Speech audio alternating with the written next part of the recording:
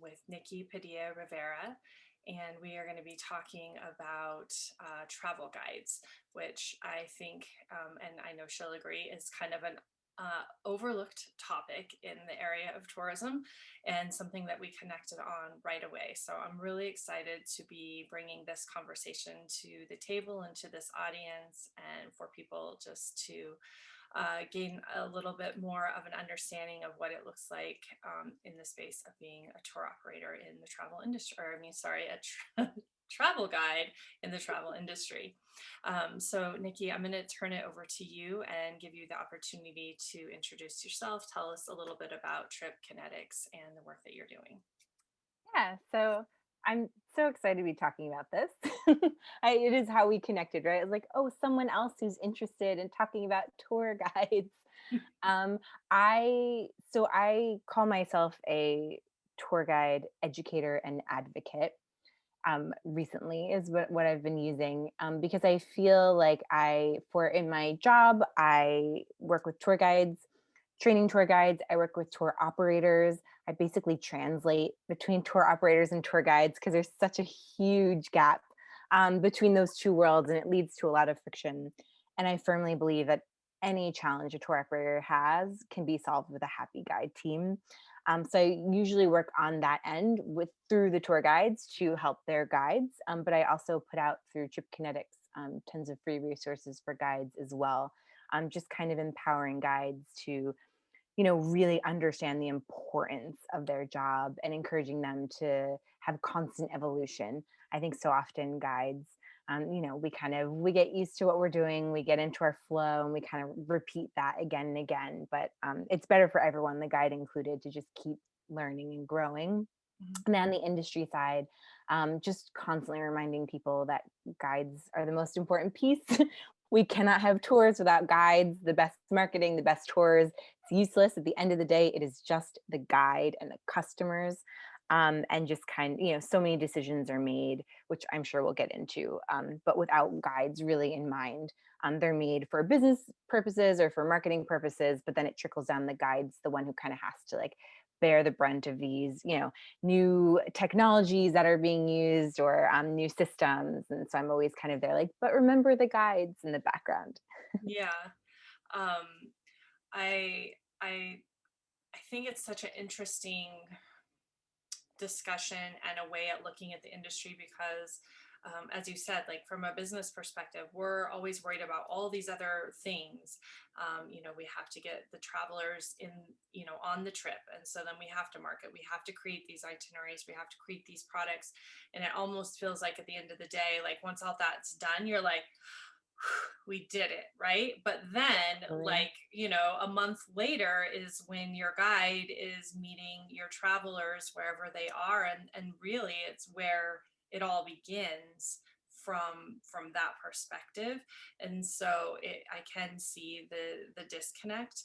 And I was thinking about this as I was preparing to speak with you today about um, where some of that disconnect can happen, and is it like the interpretation of the value of a guide based on maybe like a mindset of I'm trying to think of, like, if you just show up at some destination as an independent traveler and there's like the person that gets assigned to your group as you walk through some museum or themed area or something like that, and they are a guide, but they're also maybe likely hired to work for the summer and aren't really invested fully in the experience. And so we have that connotation of a guide. And I think that's even the one that's like maybe like mainstream in media, the ones we poke fun at, the ones that we like have this social conception of a travel guide. Hmm. Or, maybe even lumping that in with like the funny stereotypes of flight attendants, or, like there's this conception of people who don't really necessarily have a lot of skill or education or value that are just taking like this job, which is not true. And we know, being in this industry, like both for a flight attendant or for a tour guide, that's none of that is true. But it's Right. like this weird media perception that like sometimes gets carried over. And then for you and I, we were talking about being really lucky to work with companies where guides are known as the critical linchpin to the success of their businesses, in educational travel or experiential travel, where the guides are fully shaping your experience. So there's like this huge spectrum of, you know, what part guides play or shown to play in the industry. So Mhm. I was just wondering like how that resonates with you and where you think that spins this conversation. Yeah, I mean, wow, that's really well said, and it's interesting to think about that. What is the perception of guides? And to be clear, we're going to probably use that word generically, but we could be talking about everything from a museum docent to a tour leader. That's the host for a multi-day trip. But I think there is that, it's that picture I have in my head at least of the guide with the orange flag, trailing a bus full of whoever. Um, and it's true in that we think of them. I don't know necessarily that there's a portrayal that they are low skilled, because we can acknowledge that they have knowledge, right, to give that tour, but low skilled in the sense that they're treated as a unskilled laborer, Right. right, and that they're replaceable, which is really interesting to me. Like, they're definitely, like, yes, for the most part they're freelance, with very few exceptions, but they're very much seen by companies as replaceable. You get them in, hopefully you keep the good ones, but if not, more are going to come in. And that, I think that's the real disconnect, to like, the job isn't treated as this like highly educated job, when in fact it is the most skilled job. I mean, and even those two extremes, the museum docent, obviously we're talking PhD level often, and then to the tour leader, the trip leader, tour director, they, maybe they're not giving information per se, but they also have to have a general knowledge of a lot of places, Mhm. and they have to have the most incredible people skills. I come from a tour guiding background, and I did a little bit of tour directing. Not my cup of tea. I found it horrible. You're just on call 24 hours. You're dealing, with lots of personalities, and you're just responsible basically for everything that you have no control over, be it the weather, or the way servers treat your group, or that one annoying person on a trip. You're, so the amount of skills that a tour guide needs is actually incredible. But I agree with you that that perception is there, and I almost feel like that's why guides are treated as this very dismissed group, because like, oh, but they'll float around, or they won't be guides forever, where that's just not the case. I mean, if you look at tour guide education, you have places in Europe, India is like this, a lot of places in Asia, where you literally have to go to school for like 6+ years to get that license. I mean, the training is incredible, but you're learning that very old school sense of like facts. You learn facts, you learn some people's skills, but it's more about like how to get out the architecture, how to get out, second century Romans, or whatever specifics it is. And on the other hand, you have what I'll call the Airbnb guide, who has zero guide training at all. They're just a great personality and a host. And I would just love for all of us collectively to meet in the middle. There's a little bit we want to take from this guide, there's a little bit we want to take from this guide, but I think that in between space is where I'd love to see all guides be, no matter where, if you're giving a big bus tour, because that's fine, that pays the money, or if you're giving a super niche cultural immersive tour. I think we should all have the same standard of guiding. Mhm. And I would think that the people who I recall as guides that really offered me a valuable experience, they had what you said. Like they had a lot of education. They could tell me, what this flower was and this spider was and why they're important in this ecosystem. But they could also say, like, this is the fruit that my grandmother makes, my favorite whatever out of. Exactly. And like they have that friendly and approachable and knowledgeable, and they're also like, making sure so and so isn't like stepping on the thing that's poisonous, and like and obviously I'm traveling in places that people are maybe not, because then I just put myself in like Paris and I'm like, well, they're not stepping on anything poisonous or whatever, but it shows how I travel. I'm like, make sure nobody's getting eaten or stung. Your poor tour guides. I know, right? They have a really, really hard trip. Um, but yeah, there's all of these skills. And then, you check into the hotel, and then you're the person that is also like making sure everybody is getting the room that they want. And when the heater doesn't work, who do they come to? And then, when they order the vegan meal that's not actually available because there was a miscommunication in the home office, or, it's such a wide set skill set. And to be able to pull through that and to do it with like ease and patience and confidence and likability, like it's a mastery that I Oh, yeah. is really Oh, yeah. challenging. And when you see guides who do it well, I mean, it like literally brings tears to my eyes. Like, because that's something to think too. I not to say that the majority of guides are bad, but the level, I'm trying to be very careful how I word this. The level of quality and service that is currently demanded by the majority demographic of travelers, let's say, is pretty average, Hmm. right? The average traveler is used to, as we're saying, the tour guide with the umbrella or the water bottle and the 50 people. That's what they expect. So the bar is pretty low, which is a good thing, I think. But when you see that guide who is like putting all their energy into it and has very thoughtfully crafted through how they're going to communicate something, but also has the skill to be flexible and read the room. Like when you see that, it's rare to be honest, because it's also to maintain that during a high season tour after tour is just not realistic. But when you see it, it's like magic. And I mean, these are the experiences where people are going home. Literally, their life has been changed. And Hmm. that's where the power comes in, right? Again, I'm not saying it's easy by any means, but when you can achieve that, you can literally change people's perception of the world. And Hmm. that's crazy. What other job does that? Yeah, and I know that was one thing that we landed on when we talked before when we were preparing for this call, is the opportunity for education for travel guides, and how again a skilled guide can really infuse this into your experience. So, as a traveler, you're never feeling like, unless it's the trip that you are taking where you want to feel like you're constantly being educated, but where you can travel and really learn about the culture and the ethics, the religion, the all these things that you can bring to the table and to the conversation and plant these seeds, that then will be the thing that we take home and really are transformed by. And so it's like the holy grail of positions, really. Like, for me, as someone who's passionate about creating community and education and awareness and connection, like, that's your person. That's who's making all of that land. And I'm a one woman business, so I do all the things. So I that is me at the end of the day. But when I think about bringing on someone eventually to help me, I'm like, who's going to do this with as much heart and conviction and passion as me? And so, like, I'm ready to stand beside you and say, like, I want my tour guides to be empowered. I want them to know that they have this pivotal piece of the puzzle in their hands, and to know that they really are valuable.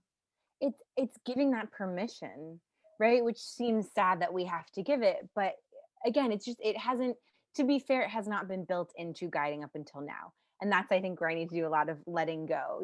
We know things now. Over tourism wasn't a thing, decades ago, and but with what we know now, if we can give guides permission to take on that education role, because within hospitality, there's very much the sense of the customer's always right, and they definitely fall under that. But when you can tell a guide, like, no, no, like you can correct someone, whether it's a misconception that they have or whether they're doing something, I'm from New York City. So my example is always tourists stopping in the middle of the sidewalk. It's so disruptive and everyone hates it. But you as a tour guide, you can teach them not to do that in a very fun way that the travelers will actually be very grateful for. Like everyone wants to learn how to blend in, Mhm. and I think when you give the guides that permission, you can just see the mind shift. It's so powerful, and that, like, wow, like not only am I, doing this job because it's fun, I get to meet new people and walk around my city, but I can actually have control over the way people treat my city.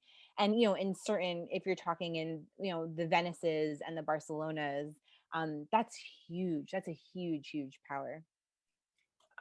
Yeah, I agree. And I love that idea of thinking of how to do it. And again, how we were saying, kind of like sneaking the education in, like in this playful way, or where it is important. Like, how crazy would it be if you left New York City and you didn't know that? Like, because someone else is going to talk to you about, like, isn't it crazy how people just like never stop moving in New York? And you're like, oh, I don't know, but I kept getting mowed over every time I stopped to look at XYZ. And then maybe then you make the connection afterward.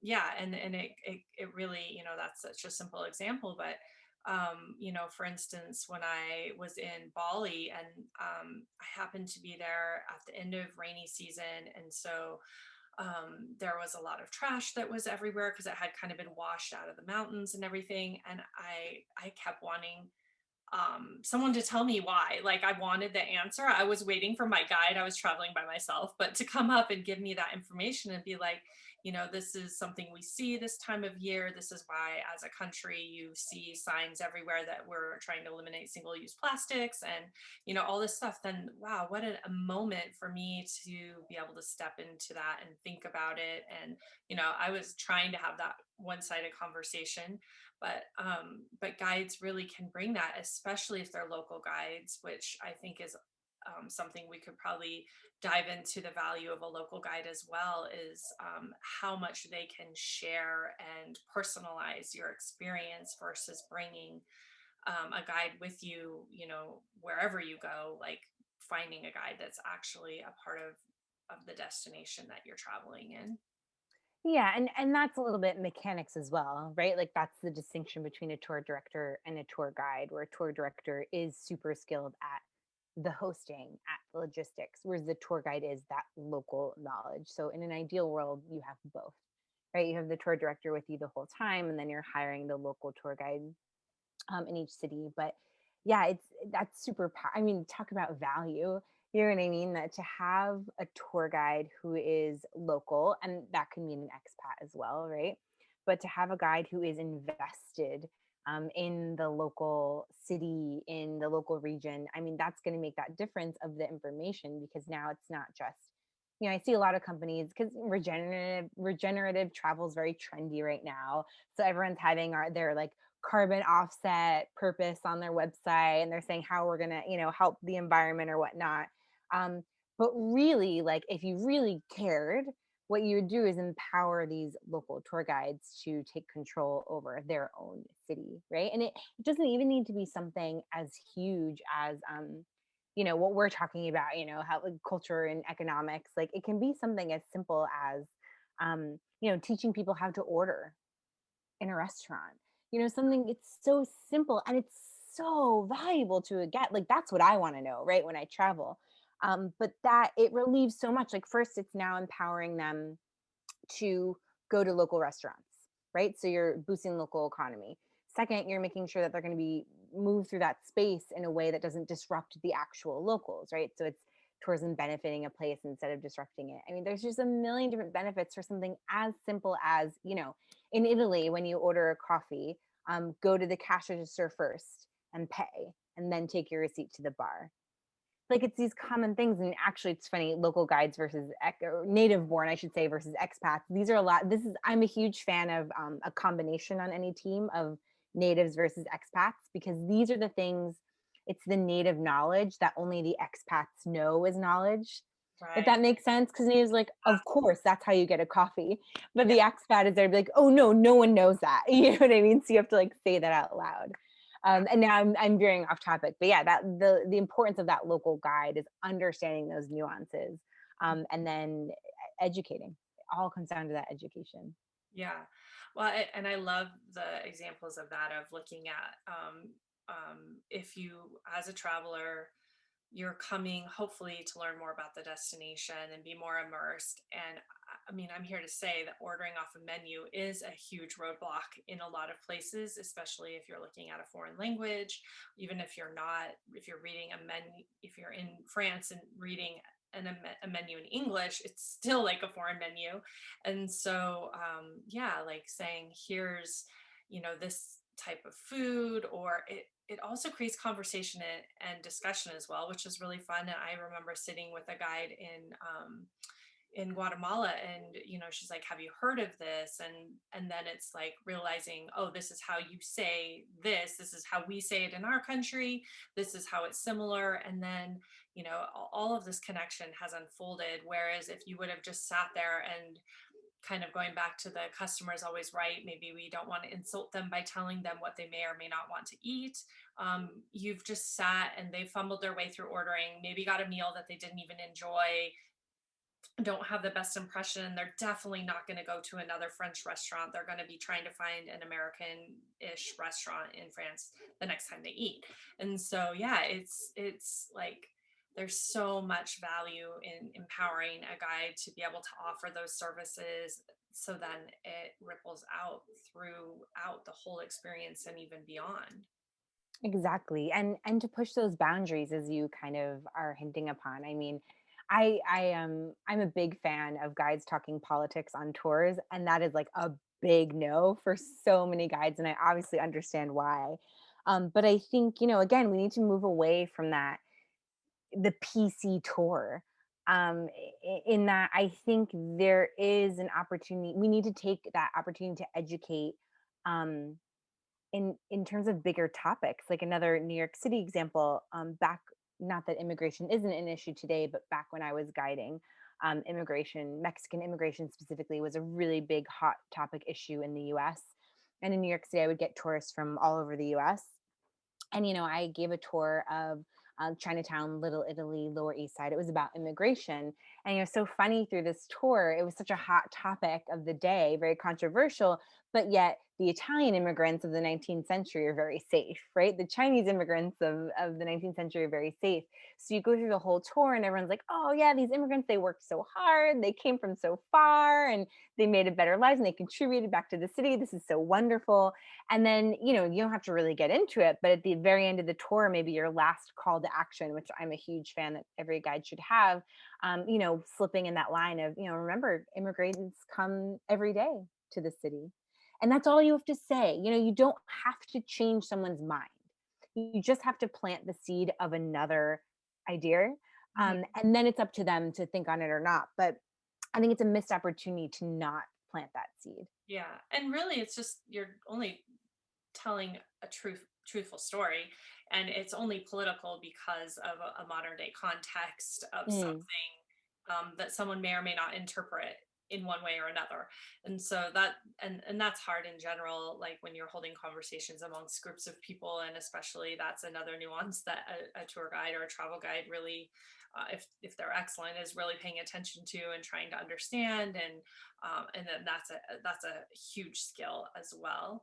um, yeah, it's especially if you're looking at a guide who's already leading something where you're set up for that kind of a conversation, where like when I was in Egypt and we were looking at the different religions in the area and visiting churches and mosques and temples, and like actually intentionally kind of doing this compare and contrast, so that is an undercurrent of already what's happening.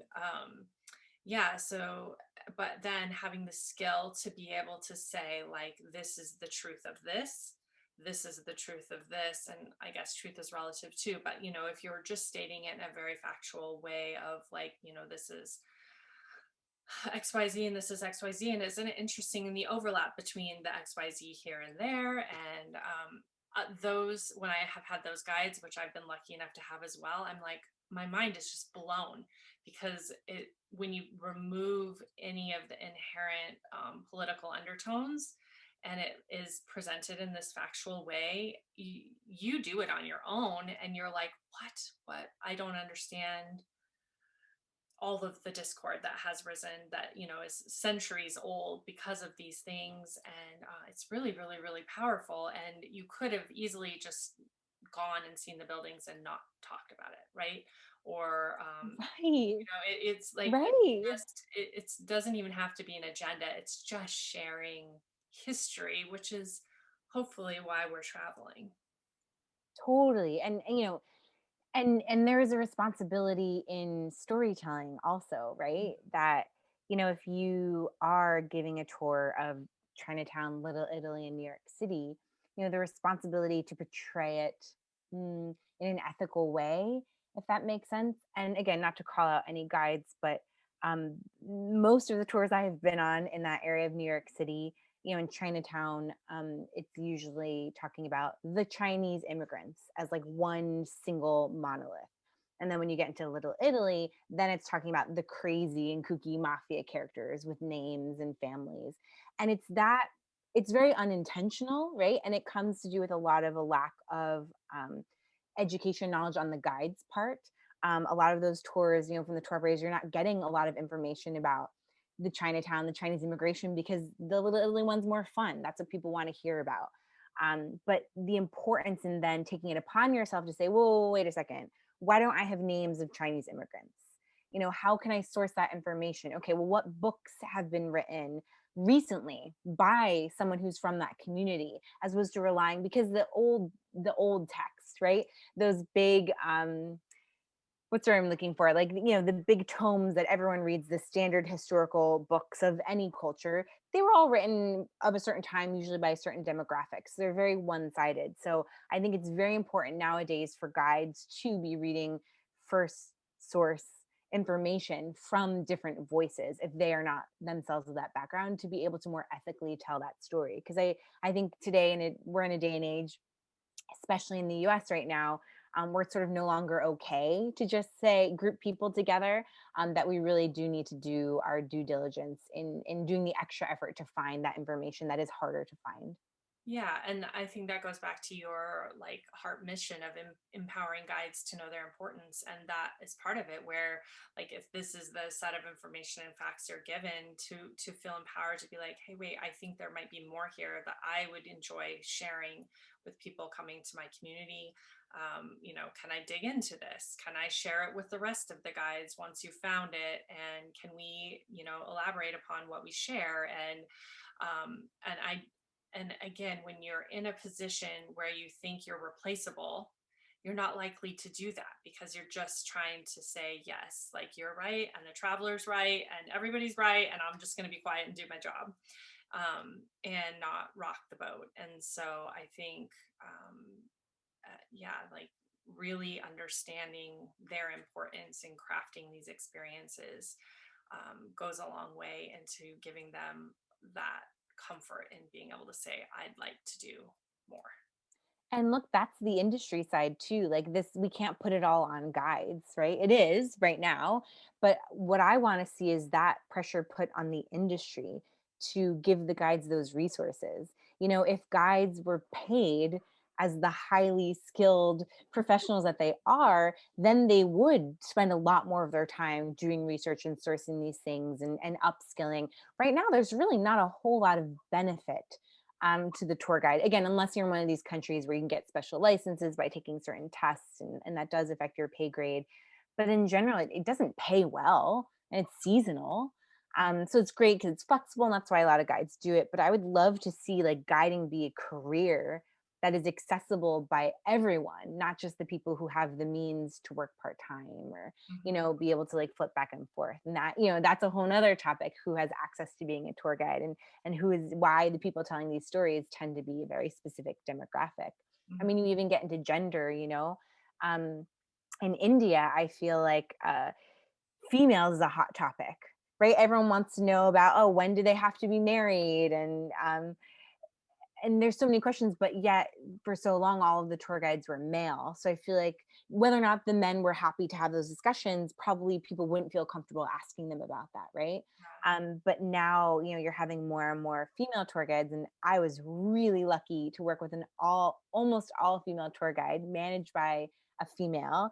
And it was incredible. I mean, being able to tell their own stories, and it added just such a different layer for their male colleagues as well, right? Mhm. Because now they had permission to talk about a whole set of different things. And there's a lot of talk about safety for solo female travelers, right, in India.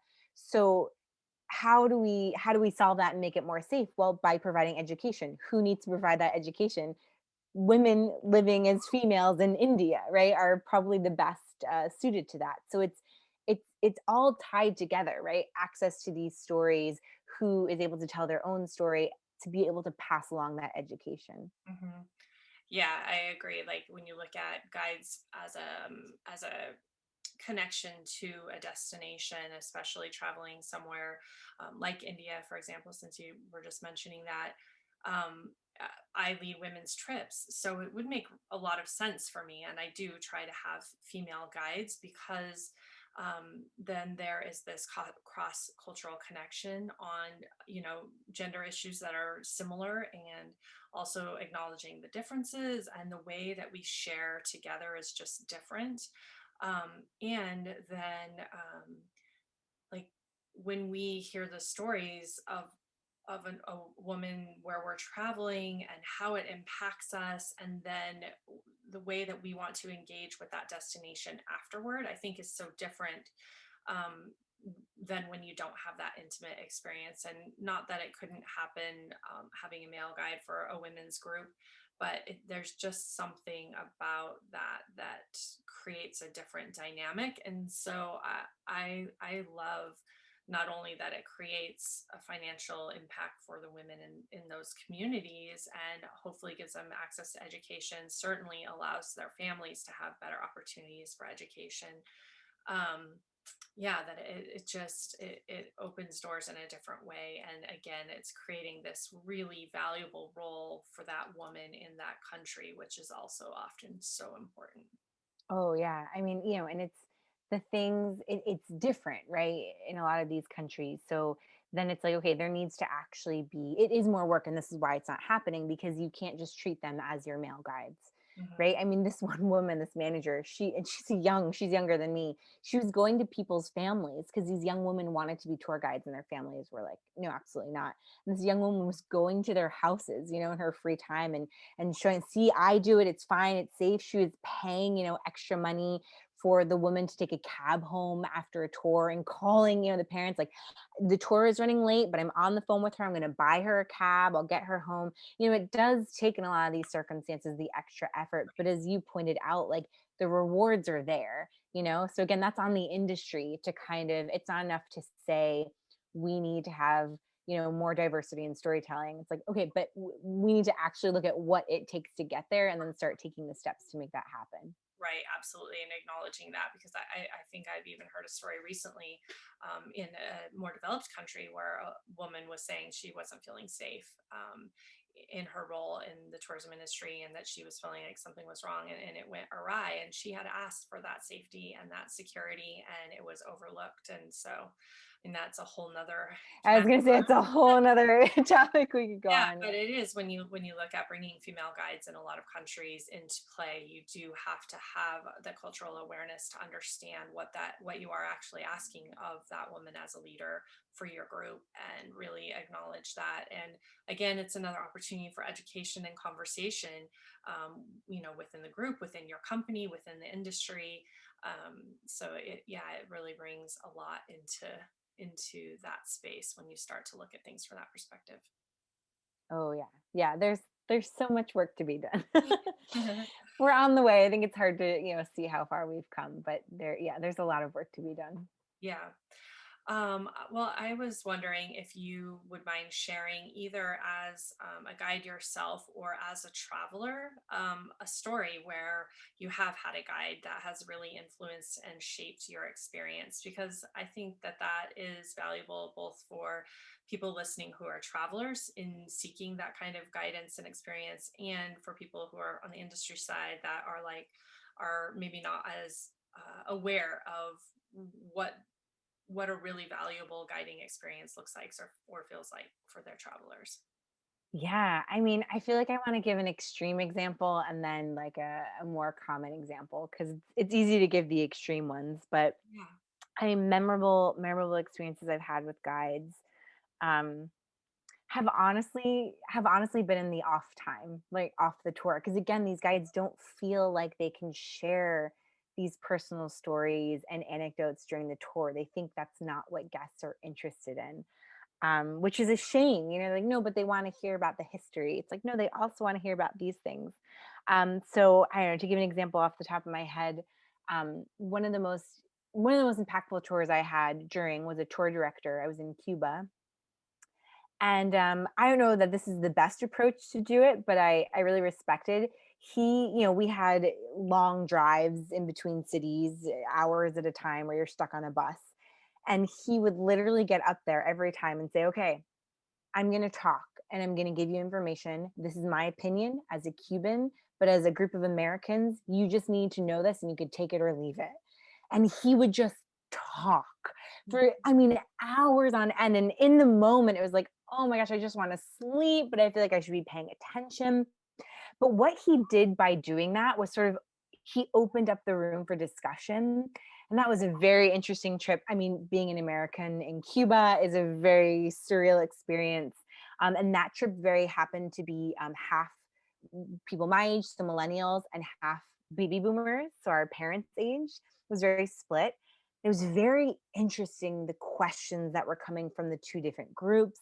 And the baby boomers obviously had a lot more personal memories of Cuba and their relations to the US. And what was so impactful about that trip is he just got into it.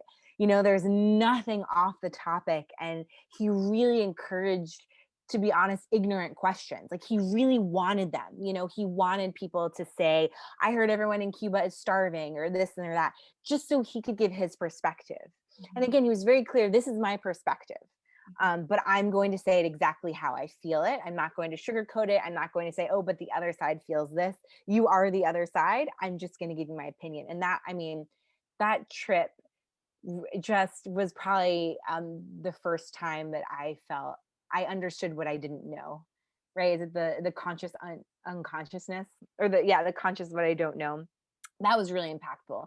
So that's one example of go for the politics. Just go for it. Um, Another, like a super super simple one, was I was in. Let's see, I can give a couple of these. Let's say in Krakow.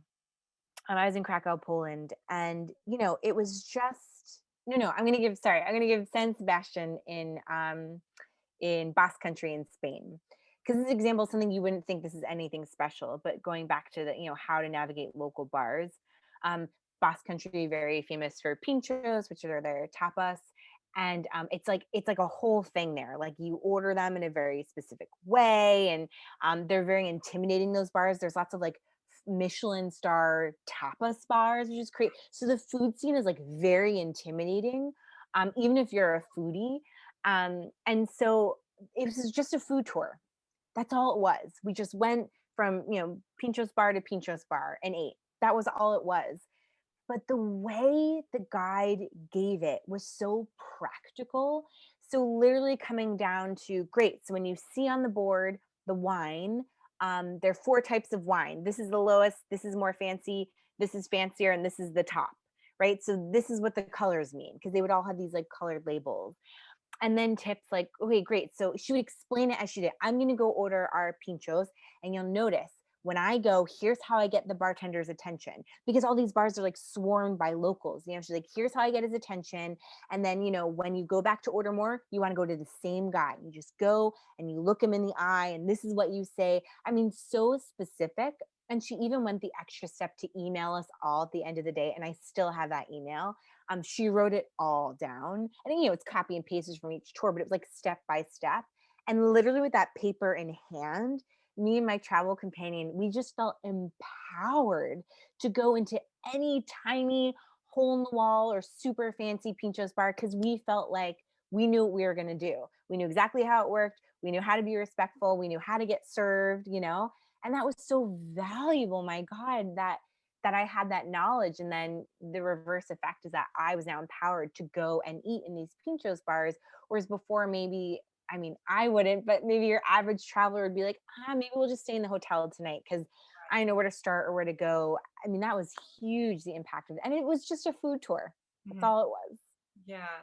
Yeah, it is. It can be so magical when you have that moment and that connection, and it is so intimidating. And I remember, I'm trying to remember if it was Anthony Bourdain or not, that I remember watching a travel show of someone that in that same experience, and the person walking in was like, "Well, how can it be?" And then like they started ordering, and they're like, "And be careful you don't order that because it's like $250 an ounce or a half ounce or quarter ounce or something like that." And they're like, "What? We're eating." Yeah, it was like canned sardines or something. And then, but then they're like, Oh and my then gosh. wine goes with this, and this is this. And there was tons of people, and there so much confusion. And then if you're not speaking the language, yeah, it's huge to have someone break something like that down for you, or shopping in a market in Asia or something like Exactly. that, or any, Hmm. I mean, anywhere, because the food is different, the language is different, the way you go about ordering, whether you should stand in the line, should you just step in for yourself.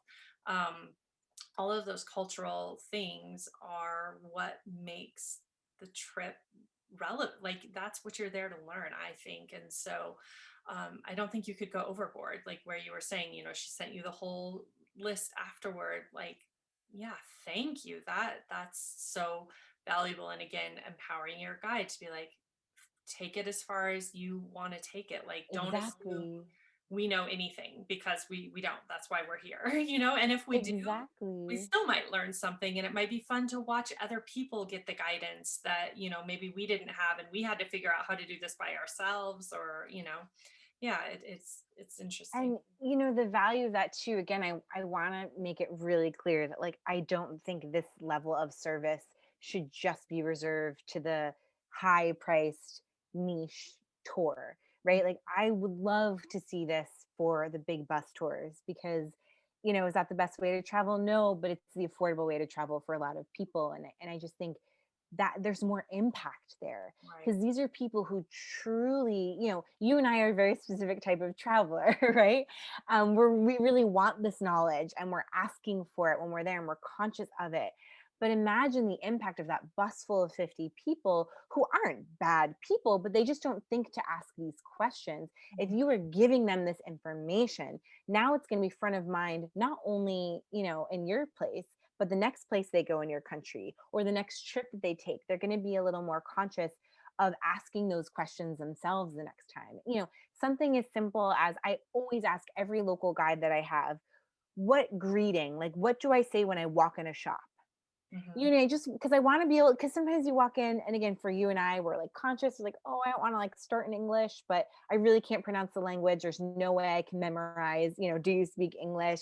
I don't want to get in the way. Like something as simple as that, like, what word do I say? Or do I wave? Do I bow? Like getting something as simple as that just gives you confidence, Mhm. right? And that's, I think, so many of those I know clashes between travelers and locals can come between, even when the travelers do mean well, they just are uncomfortable because they don't know how to navigate the situation. Yeah, yeah, the guide can really eliminate that discomfort for them by giving them those simple tools. And if you aren't a savvy traveler, if you have, maybe this is your first trip to Europe and you're on a bus tour, like you literally don't know to ask those things. You don't know that you are going to be like a bull in a china shop if you walk in a certain way, Exactly. and you're not intending to be that person. And so we need you to tell us what it's like, how we should do it. And that's asking the traveler to not take offense to receiving this guidance. But I think, again, we were talking about the way that guides can portray the information so that it's fun and light. And often, as a traveler, we love to hear how other travelers did it wrong. So like tell us their story. They can be made up, I mean, like, because then Right, you definitely right. don't want to be that person.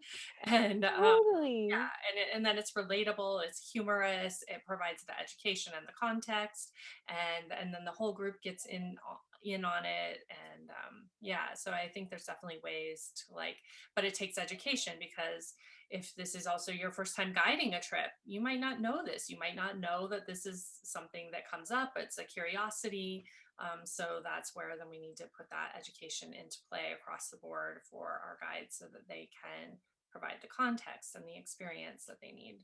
Exactly, exactly. And for them, like for them to make it accessible, it needs to be accessible to them also, right? Mhm, Because again, there's no one way to do this. They're very different styles of guiding. mhm. So when I do training, I also have to be very mindful to present it in a way that can be adapted by any guide in any city because the circumstances are often so different.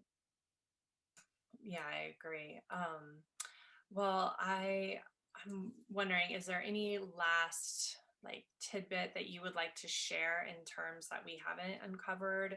I mean, there's probably a lot, but like any last thing that you would want to leave us with in terms of, I guess, like how we maybe as a traveler, how can we empower our guides, or how can we become a part of this process as well? Oh, yes. I would love to finish on that. I don't often get call to action for travelers. Okay. I think before I said, travelers have a very low expectation of no fault of our own. We can only experience what is offered. But I want to see travelers asking for this.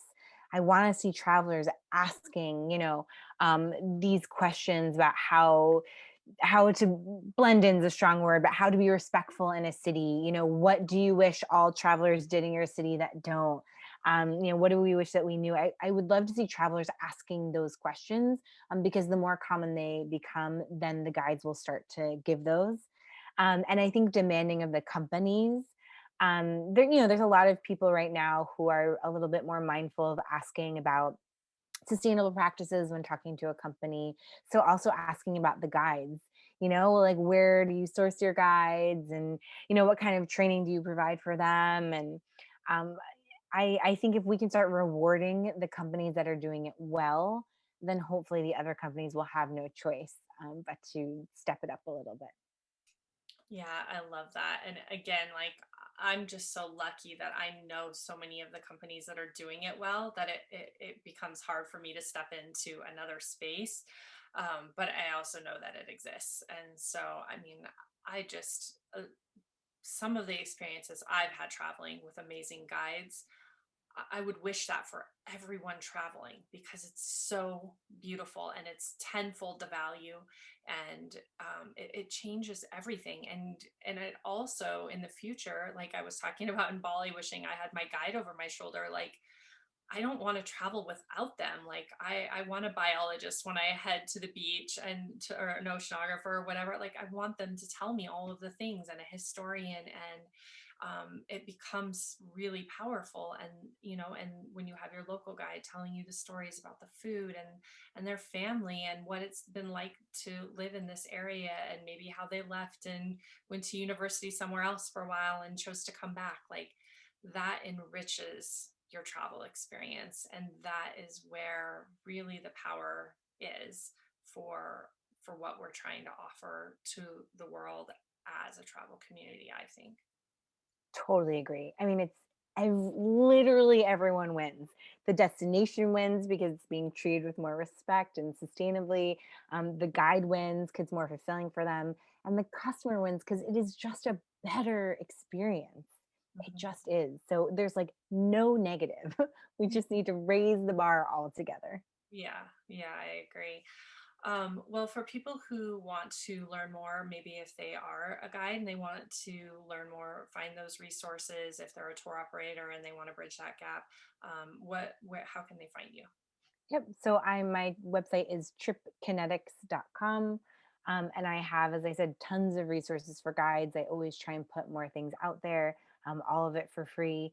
And then tour operators can kind of see like different ways that I've worked with tour operators in the past. Okay. And I always like to end, I have rapid fire that I need to rename because they're never rapid fire. They're like rapidly, I thought of you, and then we talked about it for a while. But yes, so I have 7 questions just to kind Okay. of have some fun at the end of the discussion. What is your favorite book or movie that offers you a travel escape or inspires you to adventure? Oh my gosh. A book that inspires me to adventure. I'll go with my childhood favorite, still to this day, Tamara Pierce. She is a teen fantasy novelist, and her books are all about super badass women going out and exploring and stretching themselves. So I definitely read that book and feel empowered. Excellent. What is always in your suitcase or your backpack? Water bottle. Even in the countries where you think you can't do it, I always have a water bottle just in case. What is your favorite destination? I'll say the place I go back to again and again is Italy. My favorite place probably in the world is Hanoi, Vietnam. Mm. And where do you long to visit? I'm dying to go back to Vietnam. It's definitely number one on my list. Although I know we're during the pandemic right now, so I just like to go to Puerto Rico to visit my family. That'll Yeah. be the first one. And then what do you eat that immediately connects you to a place that you've been? Oh my gosh, literally everything. What's something recent? Coffee, Vietnamese coffee. I have a little Vietnamese coffee maker, and that really like takes me back to like sitting in a cafe by the office I used to work out of. I go right back there. I love that for you, travel and food are like inseparable. I'm the same way. Yeah, Everything, and it's like literally that's the everything. magic of the travel too, is like learning the ingredients and tasting them, seeing how they put them together from region to region in one country, and yeah, it's like tells the story of it. Let's see, who was the person that inspired or encouraged you to set out and explore the world?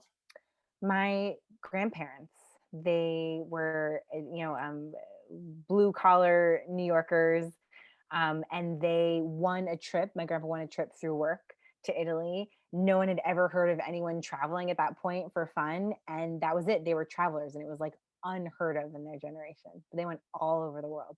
Oh, that's such a great story. If you could take an adventure with one person, fictional or real, alive or past, who would it be? Oh my gosh. Oh, it's such a cool question.